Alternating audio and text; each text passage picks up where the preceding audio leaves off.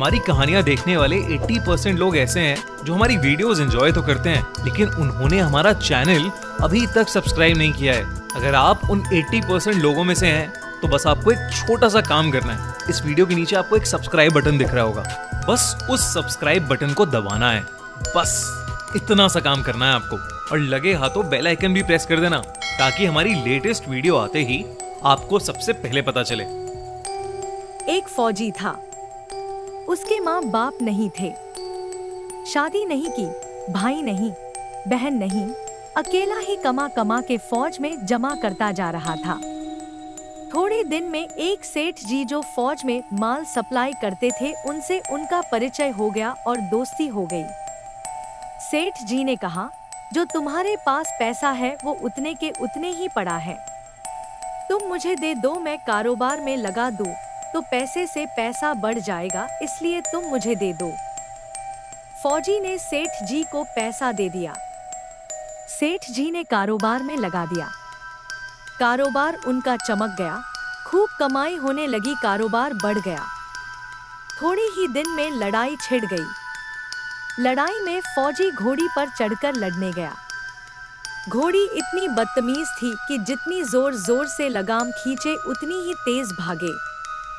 खींचते खींचते उसके गलफर तक कट गए, लेकिन वो दौड़कर दुश्मनों के गोल घेरे में जाकर खड़ी हो गई। दुश्मनों के साथ संघर्ष में जवान शहीद हो गया, घोड़ी भी मर गई। अब सेठ जी को मालूम हुआ कि फौजी नहीं रहा, तो सेठ जी बहुत खुश हुए कि उसका कोई वारिस तो है नहीं, अब ये पैसा किसी को नहीं देना पड़ेगा। अब मेरे पास पैसा भी हो गया, कारोबार भी चमक गया, लेने वाला भी नहीं रहा, तो सेठ जी बहुत खुश हुए। कुछ ही दिन के बाद सेठ जी के घर में लड़का पैदा हुआ। अब सेठ जी और खुश कि भगवान की बड़ी दया है। खूब पैसा भी हो गया, कारोबार भी हो गया, लड़का भी हो गया, लेने वाला भी मर गया। सेठ जी बहुत खुश हुए। वो लड़का होशियार था, पढ़ने में समझदार था। सेठ जी ने उसे पढ़ाया लिखाया। जब वह पढ़ लिखकर बड़ा हो गया तो सोचा कि अब ये कारोबार संभाल लेगा, चलो अब इसकी शादी कर दें। शादी करते ही घर में बहुरानी आ गई। अब उसने सोचा कि चलो बच्चे की शादी हो गई, अब कारोबार संभाल लेगा। लेकिन कुछ दिन में बच्चे की तबीयत खराब हो गई। अब सेठ जी डॉक्टर के पास, हकीम के पास, वैद्य के पास दौड़ रहे हैं। वैद्य जी जो भी दवा खिला रहे हैं, वह दवा असर नहीं कर रही, बीमारी बढ़ती ही जा रही। पैसा बर्बाद हो रहा है और बीमारी बढ़ती ही जा रही है, रोग कट नहीं रहा, पैसा खूब लग रहा है। अंत में डॉक्टर ने कह दिया कि मर्ज लाइलाज हो गया, इसको अब असाध्य रोग हो गया, ये बच्चा 2 दिन में मर जाएगा। डॉक्टरों के जवाब देने पर सेठ जी निराश होकर बच्चे को लेकर रोते हुए आ रहे थे। रास्ते में एक आदमी मिला। कहा, अरे सेठ जी क्या हुआ, बहुत दुखी लग रहे हो।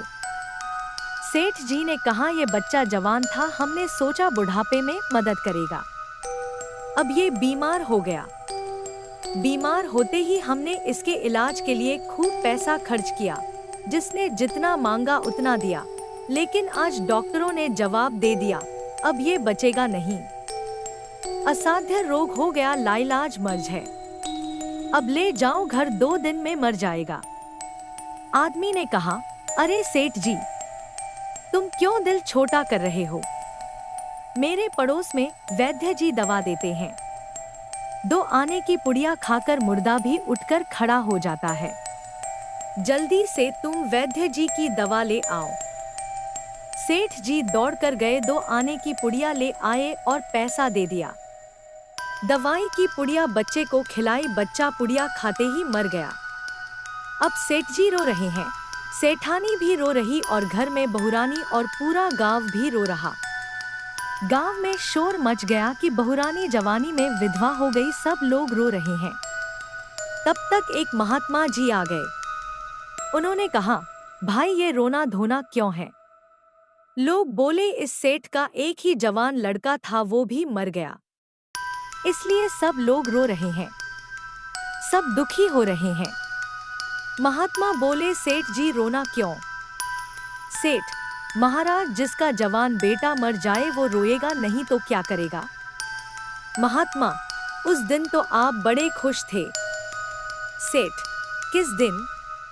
महात्मा, फौजी ने जिस दिन पैसा दिया था। सेठ, हाँ, कारोबार के लिए पैसा मिला था तो खुशी तो थी। महात्मा, और उस दिन तो आपकी खुशी का ठिकाना ही नहीं था। सेठ, किस दिन? महात्मा, अरे जिस दिन फौजी मर गया। सोचा कि अब तो पैसा भी नहीं देना पड़ेगा, माल बहुत हो गया, कारोबार खूब चमक गया, अब देना भी नहीं पड़ेगा, बहुत खुश थे। सेठ, हाँ महाराज, खुश तो था। महात्मा, और उस दिन तो आपकी खुशी का ठिकाना ही न था, पता नहीं कितनी मिठाइयां बंट गईं। सेठ, किस दिन? महात्मा, अरे जिस दिन लड़का पैदा हुआ था। सेठ, महाराज, लड़का पैदा होता है तो सब खुश होते हैं, मैं भी हो गया तो क्या बात? महात्मा, उस दिन तो खुशी से आपके पैर जमीन पर नहीं पड़ते थे, जिस दिन बेटा ब्याहने जा रहे थे। सेठ, महाराज, बेटा ब्याहने जाता है तो हर आदमी खुश होता है, तो मैं भी खुश हो गया। महात्मा, ना तो जब इतनी बार खुश हो गए तो जरा सी बात के लिए रो क्यों रहे हो? सेठ, महाराज, ये जरा सी बात है। जवान, बेटा मर गया, ये जरा सी बात है। महात्मा, अरे सेठ जी, वही फौजी पैसा लेने के लिए बेटा बनकर आया था। पढ़ने में, लिखने में, खाने में, पहनने में और शौक में, श्रृंगार में जितना लगाना था लगाया, शादी ब्याह में सब लग गया, और ब्याज दर ब्याज लगाकर डॉक्टरों को दिलवा दिया। अब जब 2 आने पैसे बच गए वो भी वैद्य जी को दिलवा दिए और पुड़िया खाकर चल दिया। अब कर्मों का लेना देना पूरा हुआ। सेठ जी ने कहा, हमारे साथ तो कर्मों का लेन देन था, चलो हमारे साथ तो जो हुआ सो हुआ।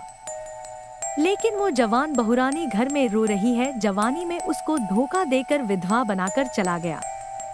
उसका क्या जुर्म था कि उसके साथ ऐसा गुनाह किया? महात्मा बोले, यह वही घोड़ी है जिसने उसको धोखा दिया।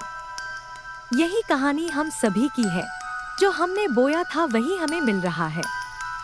इसलिए किसी को दोष मत देना, दोषी मत देखना, हमारा ही स्वयं का दोष है।